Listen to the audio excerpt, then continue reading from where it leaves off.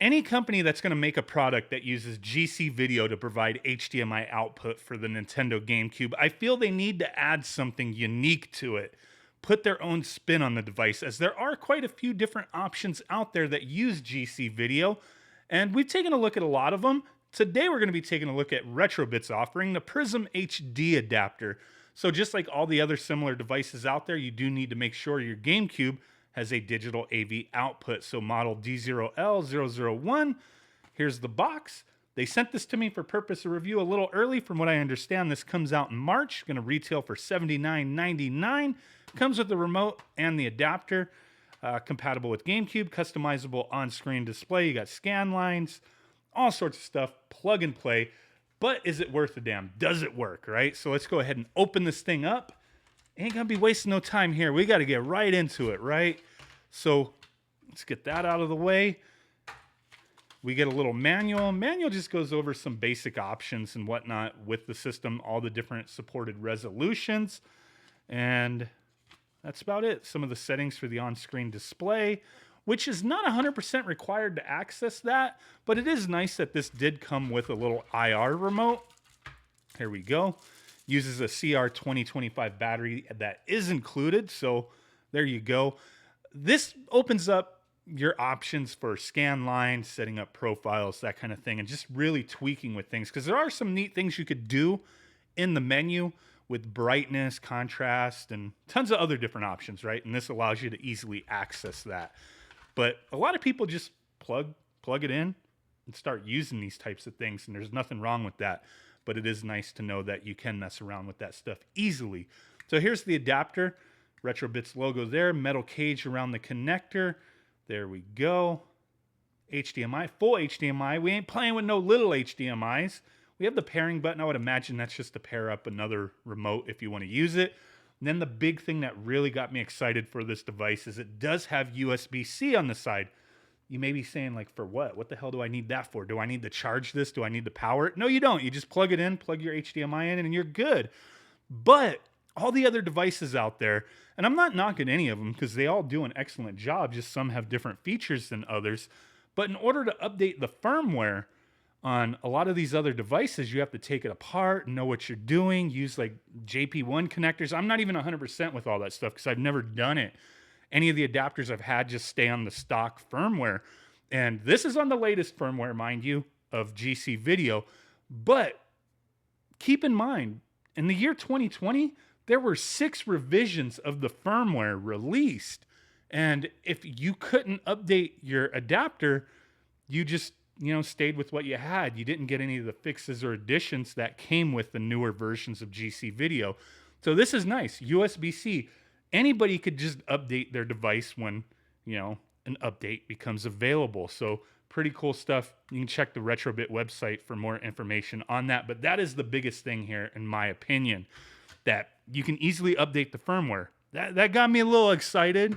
Got me a little, you know what I'm saying. Holy crap. So here's my Mutant GameCube. Yeah, we got a GC loader. We ain't running no discs here. Boom. We did a video on that a while back. Take a look. But we're going to go ahead and get this thing plugged in and check it out. So we got our digital AV out there. We're going to plug this thing in. And it does sit in there sturdy. It's not, it's got a little bit of play. Just a little kid and play there. But nothing crazy, right?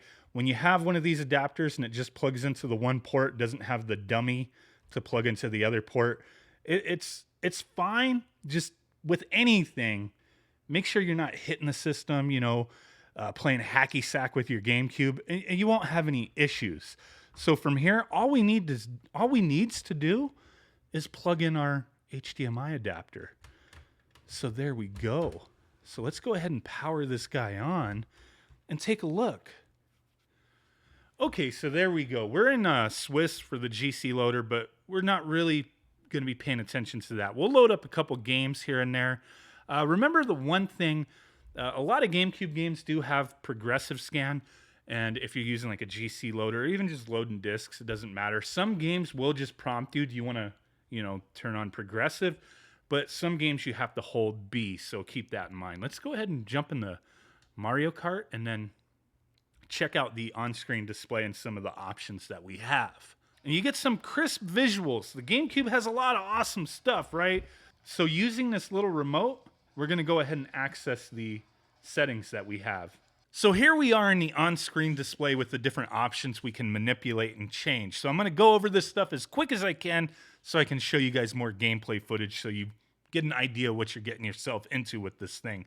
So at the top where it says 480p settings, you see right below that the line doubler is grayed out.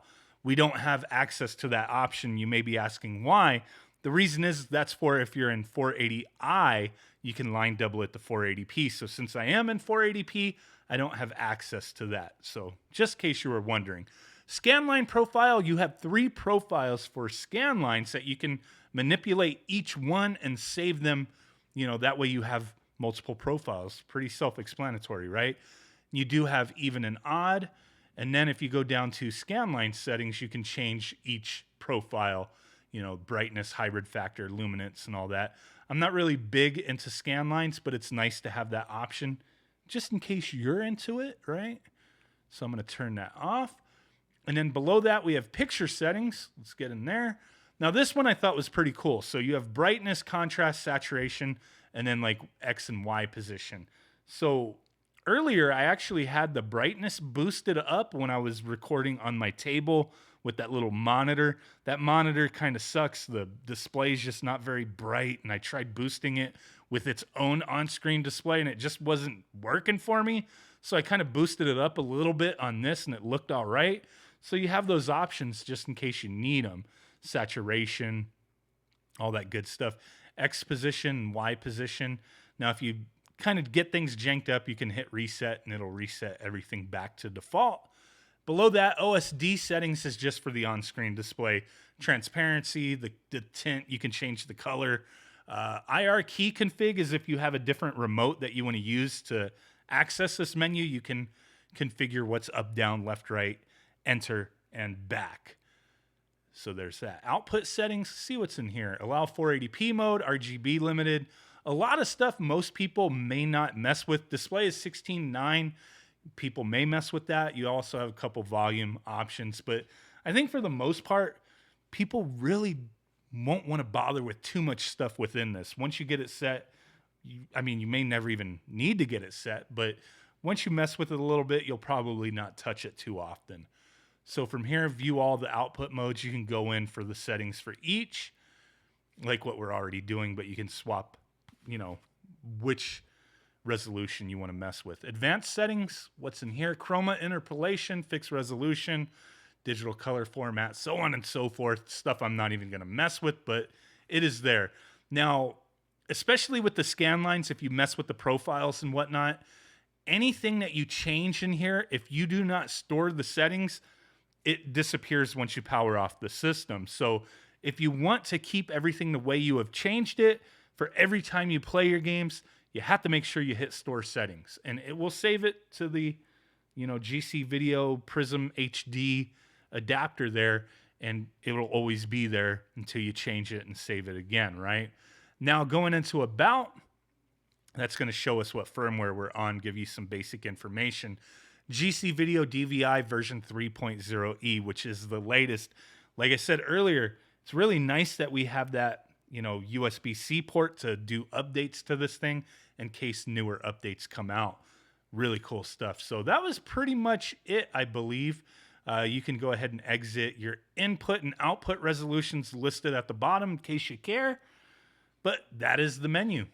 So there you go, the Retrobit Prism HD adapter for the GameCube. There's a lot of other options out there, and I've pretty much covered all of them when it comes to GC video adapters for the GameCube. And I don't think you can go wrong with any option you choose. This one I really like for a few reasons. One, it's on the latest firmware, and I didn't have to, add that myself. And two, when later revisions of firmware come out, I can update it myself through that USB-C port. Those are huge pluses for me, makes it very user-friendly when it comes to updates, whereas I don't recall seeing any other options out there that have been that simple.